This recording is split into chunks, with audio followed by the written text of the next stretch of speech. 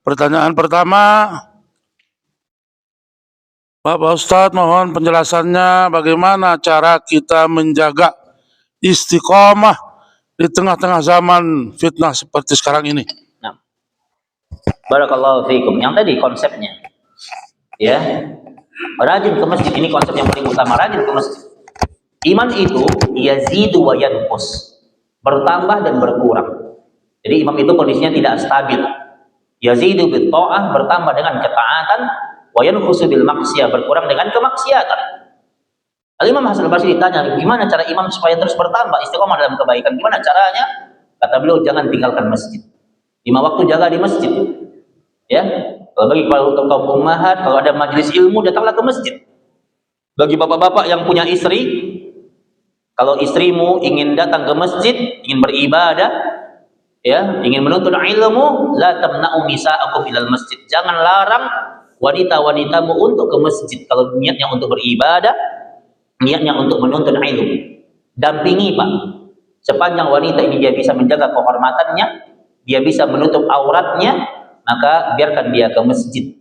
Ya, kadang mungkin di rumah, kalau dia sholat di rumah mungkin dia karena suntuk mungkin. Atau nggak apa-apa, sesekali dia ke masjid, atau kalau ada majelis ilmu dia ke masjid, dampingi dia sepanjang dia bisa menjaga kehormatan. Saya pernah baca buku, maaf, bukan baca. Saya pernah jalan di sebuah toko buku, saya lihat covernya. Covernya itu judulnya 135 cara untuk istiqomah. 135 cara untuk istiqomah. Saya baca covernya aja udah malas saya bacanya. Banyak banget 135 cara. Makanya lihat pendapat para ulama terdahulu. Ulama terdahulu, Masya Allah, konsepnya singkat, simpel, teruji, terukur, dan dijamin berhasil. Nah, kata Imam Al-Basri, kalau kau ingin istiqomah, ke masjid. Kalau ke masjid itu kemudian iman kita mungkin turunnya nggak turun-turun banget. Naiknya dahsyat. Gitu. Naiknya dahsyat. Ya. Maka kata para ulama kita melihat sebuah penjelasan tentang mereka, maka paksakan diri kita. Kadang kan Masya Allah mau ke masjid, mungkin hujan turun, gerimis gitu ya, atau tontonan TV lagi enak, lagi ada lagi film lagi nonton bola mungkin, atau macam-macam, banyak godaannya. Paksakan ke masjid. Nah ini ya, itu cara yang paling efektif untuk istiqomah. Berapa ratus pun cara yang disampaikan oleh para ahli tentang istiqomah, kalau ke masjid itu nggak dilakukan maka batal tuh semua caranya. Tapi kalau ke masjid itu dilakukan maka semua cara bisa kita terima asalkan kita istiqomah untuk masjid. Nah ini cara yang paling simpel untuk bisa kita istiqomah. Insyaallah. Yang kedua pertanyaannya, apakah bagaimanakah cara, bolehkah kita sholat syuruk di rumah? Bagaimana teknisnya? Ikhwani fiddin, pendapat yang terkuat mengatakan syuruk itu adalah satu amalan rangkaian dengan subuh berjamaah di masjid.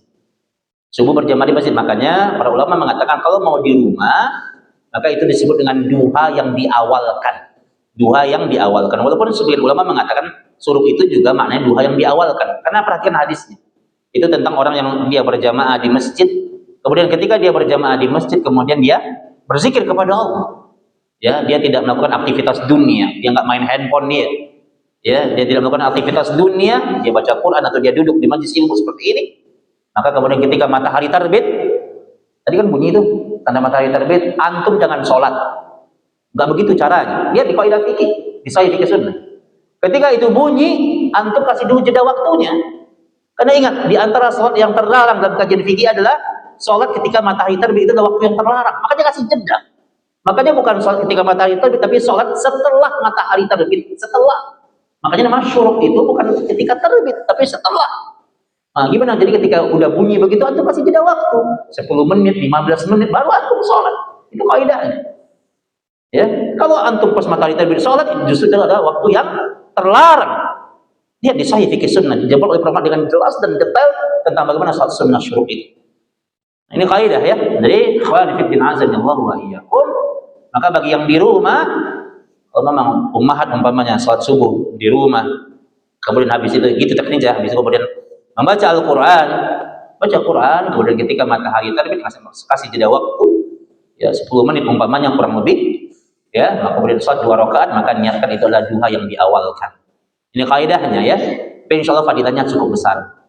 Ibu-ibu, saya ingin sampaikan satu perkara penting. Ada kadang-kadang kaum wanita ini, ya ingat, yang mengatakan bagi wanita sholat di rumah adalah tempat yang terbaik. Itu siapa yang bilang begitu?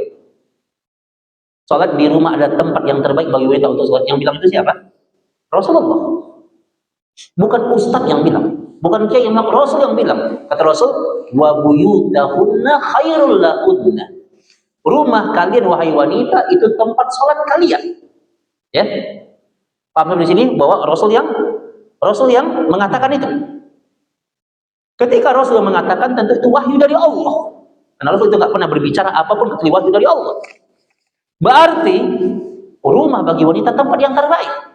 Sementara bagi laki-laki sholat yang terbaik di masjid. Kadang ada wanita masa, ya Allah Ustaz, enak banget ya laki-laki ya berjamaah pahalanya gede. Ingat, ketika Allah merahasiakan sebuah pahala, boleh jadi pahala wanita yang sholat di rumah karena Allah itu boleh jadi lebih besar daripada kaum laki-laki. Saya sampaikan satu. Hadis Nabi mengatakan tempat terbaik bagi wanita itu di rumah. Itu Nabi sampaikan kepada para sahabiyah, kepada istri-istrinya para sahabat di zamannya. Kita ingat, di Madinah itu ada Masjid Nabawi. Di depan rumahnya para istri Nabi ada Masjid Nabawi. Yang sholat di sana 1000 kali lipat dibandingkan sholat di tempat yang lain. Di Mekah, di rumahnya para sahabiyah, wanita-wanita muslimah di Mekah ketika itu, di depan rumah mereka itu ada Masjidil Haram. Yang sholat di sana itu lebih dari 100.000 kali dibandingkan sholat yang lainnya. Tapi Nabi katakan rumah kalian lebih baik daripada masjid ini bagi wanita. Maka kalau kita tujuannya untuk mentaati perintah Allah, laksanakan. Maka Allah berikan pahala yang besar. Bayangkan, ya, bayangkan di depan rumah wanita itu ada Nabawi, ada Masjidil Haram. Tapi Rasul tetap katakan rumah kalian wa buyutahunna khairul lahunna. Rumah kalian lebih baik daripada apa? Itu adalah tempat ibadah yang terbaik.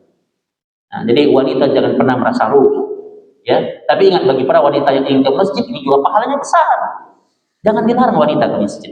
Kalau mereka ingin beribadah di masjid, mereka ingin menuntut, jangan dilarang. Nah, ini kaidah. Jadi saya menyampaikan hal ini agar kemudian kita jangan menjadi pribadi yang saklek gitu ya. Jangan sampai kita merasa rugi.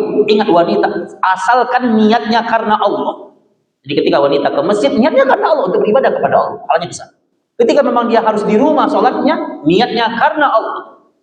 Dan jangan sampai di rumah itu kemudian kita berleha-leha, bersantai-santai, azan berkumandang, udah sholat sunnah.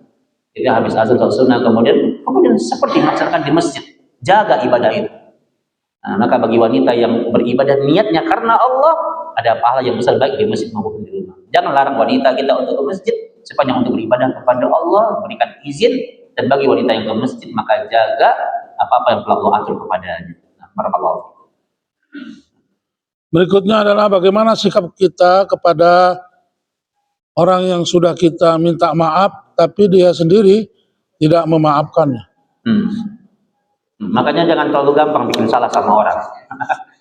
Kalau terlalu gampang bikin salah sama orang, kadang-kadang urusannya berat setelah itu. Begini, kalau kita udah minta maaf sama orang dan orang itu tidak memaafkan, lihat dulu beberapa aspek. Yang pertama, kenapa dia tidak memaafkan? Itu dulu. Kenapa dia tidak memaafkan? Kata para ulama, kalau memang masih ada hak dia yang belum kita tunaikan hak dia. Contoh, umpamanya kita bikin salah sama dia, kita fitnah dia, kita coreng nama baik. Maka cara dirimu minta maaf sama dia, perbaiki dulu nama dia. Mungkin kenapa dia tidak memaafkan, namanya udah rusak. Dia bilang gampang banget sih lu minta maaf. Ya lu udah rusak nama gue kemana-mana. Gak mudah dia memaafkan, namanya udah dirusak dia. Maka cara dirimu minta maaf sama dia, perbaiki namanya. Oh, minta maaf sama dia. Ya. Jadi cari dulu aspeknya kenapa dia tidak memaafkan. Itu satu. Yang kedua, kata para ulama kita, ya, lihat hal-hal yang terkait. Contoh, salah satu hal yang tidak bisa dimaafkan adalah perkara hutang. Mungkin kita pernah hutang sama dia, gitu ya. Maka cara kita minta maaf, bayar hutangnya. Kalau dia tidak ridho, bayar hutangnya. Baru minta maaf secara simbolis gitu. Ya. Maka kata Nabi kita SAW, seluruh para mujahid, orang-orang yang berjuang di jalan Allah, dia berjuang, dia berperang, dan dia mati di jalan Allah, maka semua mereka akan masuk surga kecuali yang punya hutang. Mujahid nih, membela agama Allah. Pokoknya ada jihad di Palestina, dia datang ke Palestina, dia berjuang. Sampai pecah kepalanya, kena bom umpamanya, mati dia. Kalau dia punya hutang, hanya dia masuk surga, dia harus bertanggung jawab dulu. Masya Allah. Maka orang mujahid di jalan Allah semua dosanya terhapuskan, dosanya dihapuskan kecuali hutang. Nah, ya, maka jangan sepelekan. Dari kepada yang bertanya, maka ini bermanfaat untuk semuanya. Maka saya kasih nasihat, ya, lihat dulu ada nggak apa yang membuat dia tidak memberikan maaf. Cek dulu itu. Kalau aspek itu udah hilang semuanya, pokoknya enggak, Ustaz, namanya udah baik kok, ini hanya urusan pribadi, Ustaz. Nah, kalau kita udah datang kepada dia, kemudian dia nggak memaafkan juga dan tidak ada aspek yang terkait, maka itu urusan dia dengan Allah. Kita udah minta maaf, biarkan itu urusan dia dengan Allah. Terus kita minta maaf, ya, nanti dia kalau dia mempersulit urusan manusia di dunia, nanti di akhirat dia akan dipersulit oleh Allah. Nah, gitu ya. Jadi lihat dulu, ada nggak pokoknya nama dia. Kalau memang nama dia udah baik, nggak ada kaitan apapun, pokoknya ini hanya urusan pribadi. Ya, ini hanya saya dengan dia, nggak ada orang lain. Ya udah, kalau kita udah minta maaf, kita udah akui. Dan boleh jadi kata ulama lihat juga dua hal. Pertama, cara kita minta maaf. Yang kedua apa? Waktu yang tepat, timingnya lihat. Mungkin waktu kita nggak tepat, kayaknya ini lagi rame orang, mungkin dia belum berkenan, datang lagi nanti. Atau mungkin cara gitu. Ada orang kadang minta maaf dia. Kita hanya ngomong doang, tapi dia gayanya mentang-mentang gitu ya. Gayanya mau nantangin orang, tapi dia minta maaf. Lu maafin gua ya. Kalau lu mau maafin, kalau enggak, yaudah nggak apa-apa. Masa gitu minta maaf? Jadi, orang jadi malas maafin gitu. Ini minta maaf apa nantangin ini kan? Nah, ada yang begitu gayanya. Nah, itu kemudian lihat hal-hal seperti itu. Nah, minta maaf dengan apa? Dengan hati yang tulus, ya. Kalau dengan perkataan yang lembut gitu. Nah, kalau dia udah meninggal, kata ada tambahannya. Kalau yang udah meninggal kita maaf. Oh, dia sudah meninggal dia dan dia belum memaafkan. Masya Allah. Nah, ini yang berat ini. Iya. Tugas kita berusaha, ya, berusaha. Hisabnya diserahkan kepada Allah. Jadi kalau dia sudah meninggal, datangi ahli warisnya, datangi anak cucunya. Dulu saya pernah salah, maafin ya, datangin. Itu caranya. Kemudian kata para ulama, beramal solehlah peruntukan untuk dia. Contoh, sedekah tapi atas nama dia, ini sedekah, ya, tapi atas nama dia, mudah amal soleh ini kemudian mengalir untuk dia. Gak apa-apa, ini sebagai bentuk konsekuensi karena kita pernah bikin salah sama dia. Dia kan udah meninggal, gak usah datang ke kuburannya, datang kuburan minta maaf sama kuburannya, jangan, nggak dengar dia itu. Kuburan, kadang ada orang begitu, dia minta maaf, orangnya udah meninggal, Ustaz, datang gue minta maaf ke kuburannya, enggak begitu. Kuburan itu namanya alam barzakh. Setelah kaidah bahasa, barzakh artinya dinding yang kokoh, nggak bakal dia dengerin kita itu. Barzakhatun itu dinding yang kokoh, ya. Makanya kata para ulama, maka kalau orang sudah meninggal dunia, dia tidak bisa mendengar, kecuali ada pengecualiannya, kecuali orang yang dia membaca salam ketika dia masuk ke areal kuburan. Assalamualaikum ya ahlad diyar minal mu'minin wal muslimin wa inna insyaallah. Kata para ulama, sebagian ulama mengatakan bahwa dia mendengar. Para ulama yang mengatakan dia tidak mendengar, tapi kemudian salam itu adalah doa untuk dia. Ini pendapat khilaf di kalangan pendapat ulama akidah. Nah, jadi yang terbaik adalah apa? Yang tadi ya, minta ampun. Jadi kalau memang dia udah meninggal, minta ampun kepada Allah. Yang pertama minta ampun kepada Allah. Yang kedua temuin apa? Ahli warisnya, keluarganya.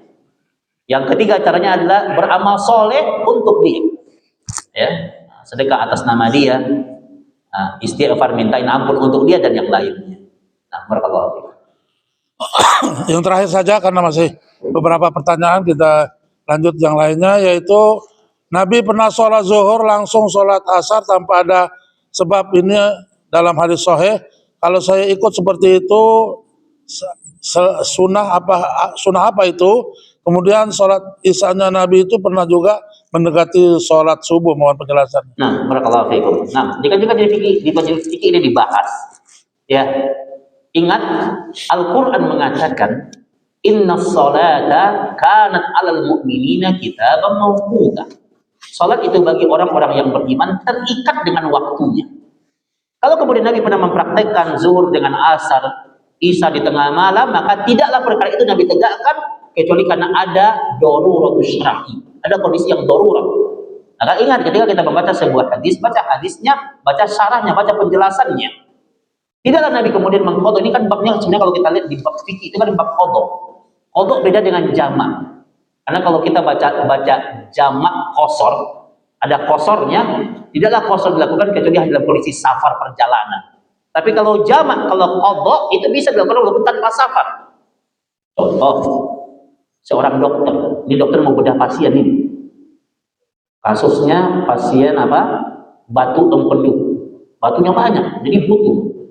Saya dengar sama dari teman saya, itu bisa operasinya bisa 5 atau 6 jam itu.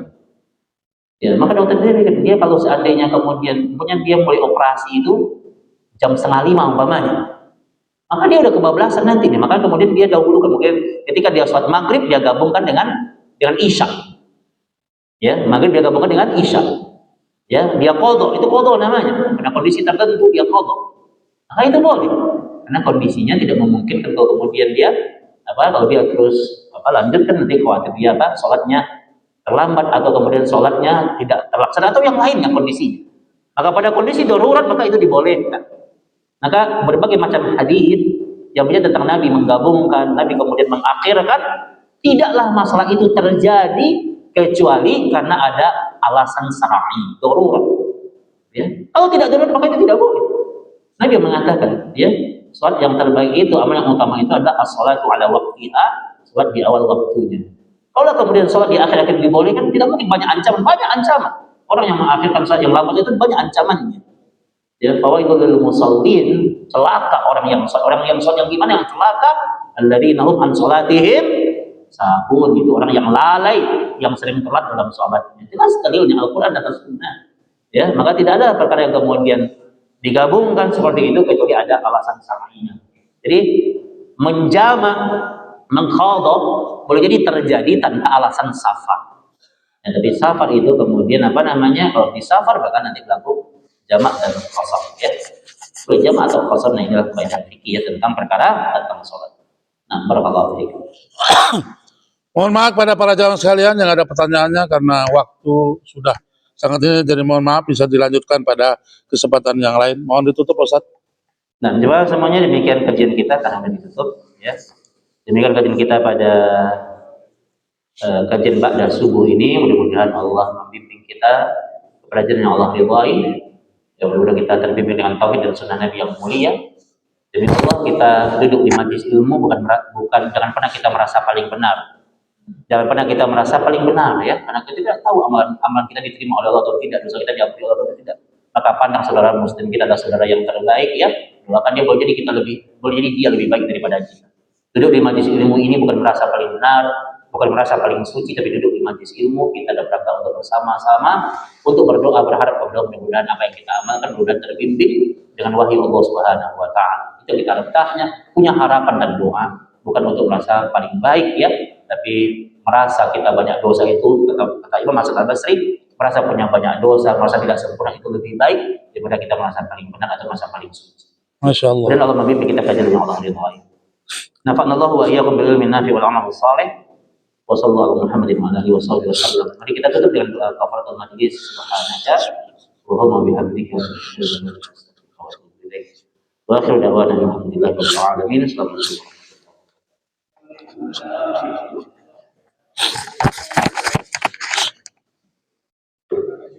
Pak, alhamdulillah, Taufik warahmatullahi wabarakatuh. Alhamdulillah. Oh, siapa? Ya, alhamdulillah. Oh, ya, ini Pak, ya. Iya, assalamualaikum Pak.